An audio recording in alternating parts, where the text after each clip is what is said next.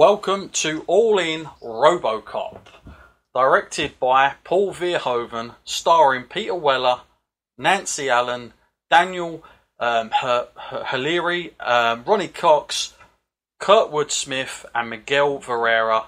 This is Robocop. Matt, I'll buy that for $1. It's John Scott, joined as always by my co-host Matt Essex. How you doing? And we're here with Robocop, and we're back in 1987 again.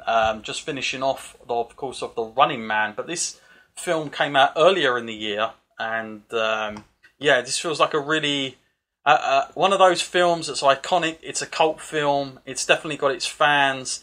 Matt, how big is this film to you, and obviously how much of a... We know, obviously, in this one, I'm going to say you're the fanboy on this film.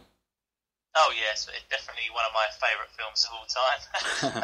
Just something I grew up with. I always remember it being in my collection, and it's quite amazing being a kid and just having this film marketed towards you, and then all the toys that came out with it and everything. So I just kind of grew up with Robocop like my entire life. Yeah, it's worth pointing out that even though the toys were out, of course, this was a time where we got 18-rated films, but they were sold as kids' toys. So I think that's what got me into it. That's how I kind of come about it. I was always fascinated by this film, but we'll get into our personal experiences in a little bit. So this film was released on the 17th of July, 1987. So like I say, a little bit before our last film that we done. But just going to remind all our listeners here that, of course, in this podcast, we will feature spoilers and plot lines. So if you haven't seen this film and you want to see this film before we start going into it, I'd encourage you to do that and then come back to us after. Listener discretion is advised, of course. We are on an 18 film here. Yes, bad language will be used. This is freaking Robocop. Matt, I just want to address one thing before we get into the 1987 film, because I know that some people, maybe some of our younger listeners, will be tuning in and thinking, hang on a minute, this isn't the Robocop I remember seeing just recently in 2014. It's worth pointing out, Matt, that film's come out. They've had they've re-released it, they revamped it, if you will. But it's worth pointing out, Matt, that this Robocop 1987 film still stands out the test of time. Still is the most iconic film of the two, without question, because of the satire and everything else that it meant.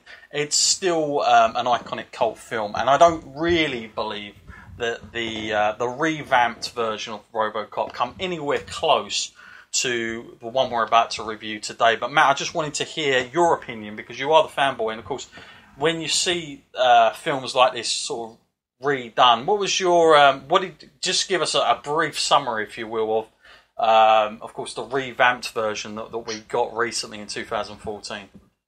Yeah, I mean, there's certain films that come along, and then when the remake is announced, it really has me questioning just why. There's no reason to remake some films when they've hit that level, and they're pretty much perfect in what they are, and they hit all the right notes. So I straight away, as soon as I heard that it was announced that this was being remade, I was not a fan at all. But then I gave it the benefit of the doubt. I went to the cinema, went to see this film, and it just, doing it these days just raises too many questions. I mean, they did the whole process where they turn him into Robocop, and then throughout the rest of the film, all you're hearing is everyone saying, oh, well, the human part is obsolete. We might as well just had a robot. I'm thinking, yeah, you should have. If it's the 80s, it's a brilliant idea. But if it's these days, it was a terrible idea. It just raises too many questions about, the efficiency of a robot compared to a human brain and its processing speeds. Yeah. Well, I'm totally with you there. I've watched that film only once, and I've never gone back to it. So I think that's where I sit with that film. It's not something that had anywhere near the layers that the original film had, that's for sure. It's not one of those films that I felt the need to go back on and watch again, because I was going to pick up hidden gems, that's for sure.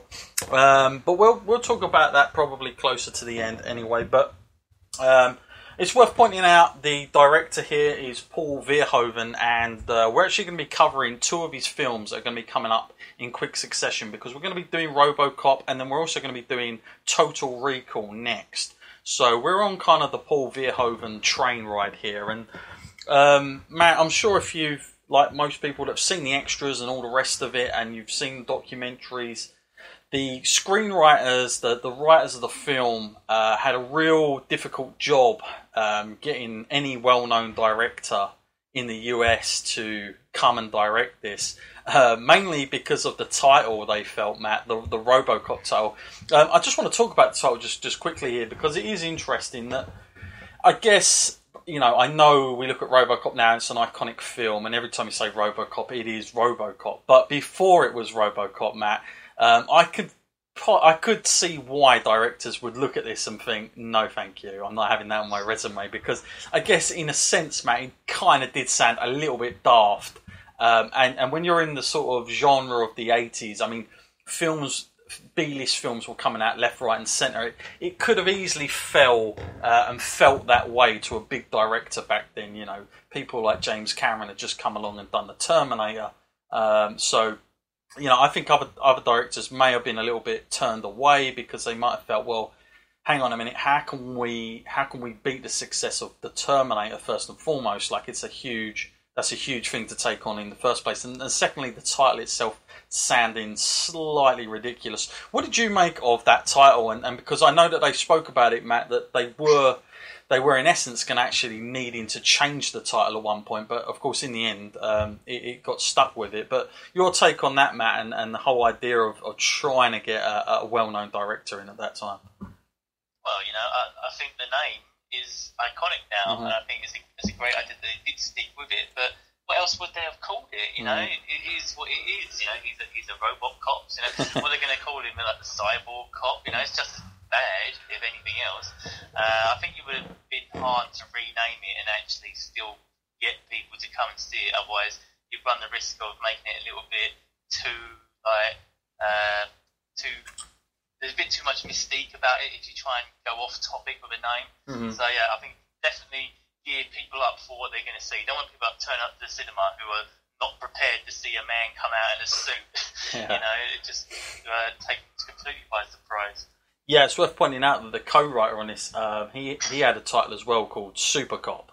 I think between the two, I prefer Robo. But at the time, I mean, we laugh at Super Cop now, but it could have easily been Super Cop. And I guess, in a sense, Matt, that if it had come out as Super Cop, we would still be the same as we are now. It would have still had that iconic, that reference. I just think that the name originally kind of come across as like, well, it's a robot and it's a cop, so we'll just merge them into one, and it's a Robocop. And I get why it would sound a little bit, off key to some directors. Eventually, of course, Paul Verhoeven gets the script. He's only directing in Holland at this point, and what's fascinating, Matt, is that he reads several few pages and kind of throws it down like this is garbage. There's no way I'm doing this. And then, of course, his wife picks it up, reads it, and says, "Hang on a minute.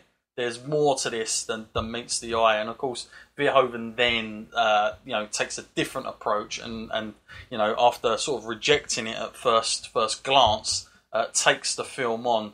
I guess a lot, maybe is down to his wife having, going back and having a read there, Matt. But Paul Verhoeven at this point in his career, it's worth pointing out that his kind of films were very risque, shall we say, in European terms. Like, he was doing a lot of things. I know that in Holland, the government was kind of funding a lot of his films, but he'd come to a point where he was finding it hard to kind of get the films that he wanted and the way he wanted to shoot those films out. So, to get him in, I think was quite a big deal. I think the writers were shocked that, at this point, after going through so many directors, that Verhoeven picked it up.